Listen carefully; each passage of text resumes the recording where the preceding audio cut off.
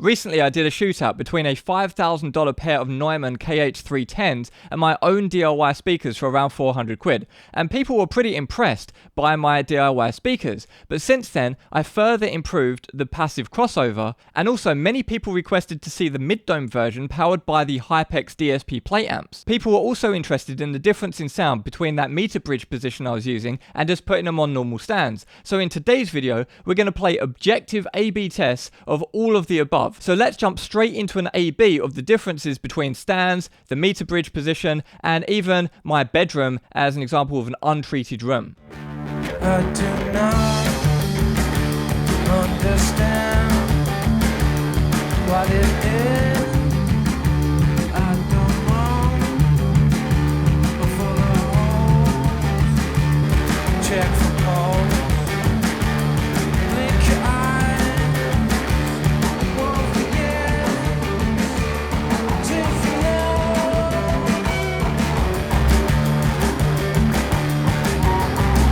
I have no idea what I'm talking about.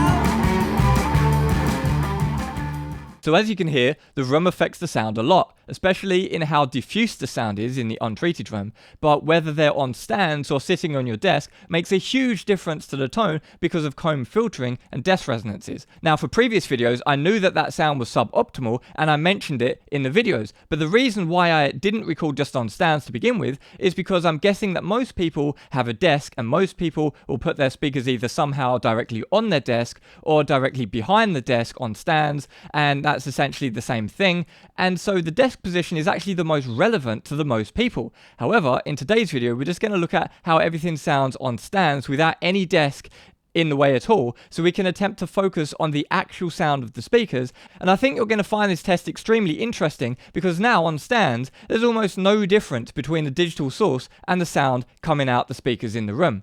But before we jump back into more A/B tests, there's a couple of really important things that I need to mention. So I made an online course, how to build the classic speakers, and in that course there was a whole bunch of theory on speaker design, passive crossovers, basic electronics, and some of the best educational content for that course I'm still going to add this week. However, I've decided that I'm going to move all of the theory and educational content from all of my speaker building courses to its own dedicated course called Speaker Science. And this is going to be my laser-focused premium offering on all of the theory behind speaker building and passive crossovers and DSP, and I'm going to delete all of the content out of the previous courses that has anything to do with the theory. I just want the DIY courses to concentrate on building a pair of speakers, and then the theoretical stuff is all going to be found in Speaker Science. However, anyone who previously bought my 3-way upgrade course or my mastering speaker course, you're going to have Speaker Science credited to your account completely for free. And if you want to learn about any of the theory behind speaker building and some of the basic electronic stuff that I go over, which is more or less essential to audio engineering knowledge anyway, then grab the 3-way upgrade course before Sunday the 6th of July and you'll get the Speaker Science for free put in your account. So this is going to work out way cheaper than just buying it normally because it's going to be a free upgrade and you get the previous course and it's even cheaper in the first place. So you can consider that a flash discount. So secondly, and important for the test that we're going to do today, I have upgraded the passive crossover on my classic 3-way speaker. And now it sounds better in my opinion, but it increases the price slightly. And so now a reasonable price to build a pair of them is going to be about 500 quid, euros. So that's just going off the sound imports prices. So the next important thing to note is that for these A/B tests, I'm going to play the speakers completely flat with no EQ at all, apart from the EQ, which is already baked into the crossovers. So that means if you want to make the classics sound more or less the same as the mid-dome version or the Neumanns, all you need to do is boost up the bass and air frequencies with the shelving EQ.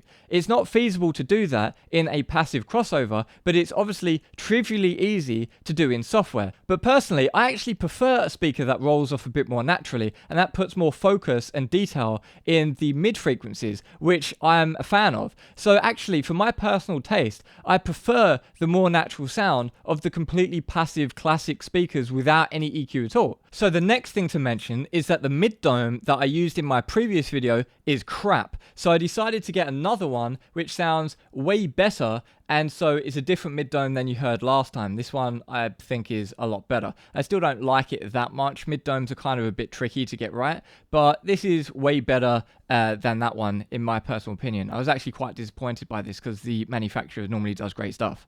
Now, the reason why I'm not really promoting the mid-dome DIY build, and I've not made an online course on that, is because with the Hypex plate amps, it brings the cost of this build up to about 2,000 euros, which is no longer really that much of a cheat code, and you might as well just buy a pair of speakers from the shop at that point. Because, of course, they're still half the price of a pair of the Neumann speakers, but it's no longer such a steal, especially considering the fact that the classics are essentially ruler flat from 67 Hz to 16K, and that's achieved completely passively, and if you simply add a bit of shelving EQ in your monitoring chain, then they'll easily be flat from 40 to 20k, so you just don't really need to get the mid-dome version, and it's way more expensive. 2k is the same kind of thing as the mastering speaker build that I did. Now that is really a cheat code and saving loads of money, because an equivalent pair of mastering speakers is going to cost 20, 30, 40,000 or even more, so that's obviously a massive cheat code to get some for 2 grand.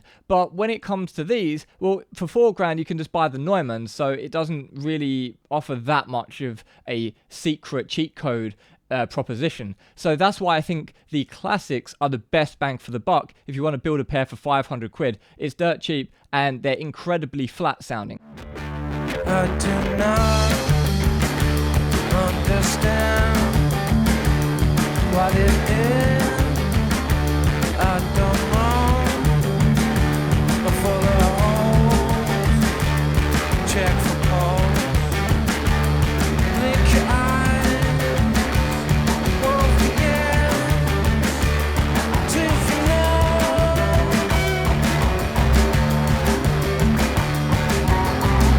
I've no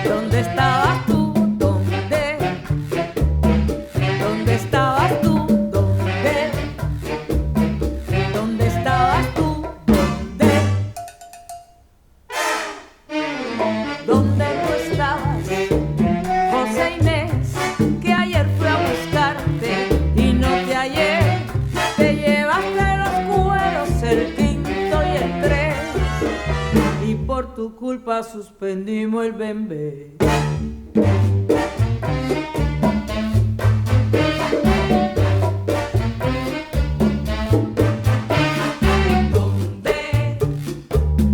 ¿Dónde estabas tú? Yo fui a buscarte con Lola, Tomasa y Merced. ¿Dónde estabas tú? ¿Dónde tú estabas, Juan José? ¿Dónde?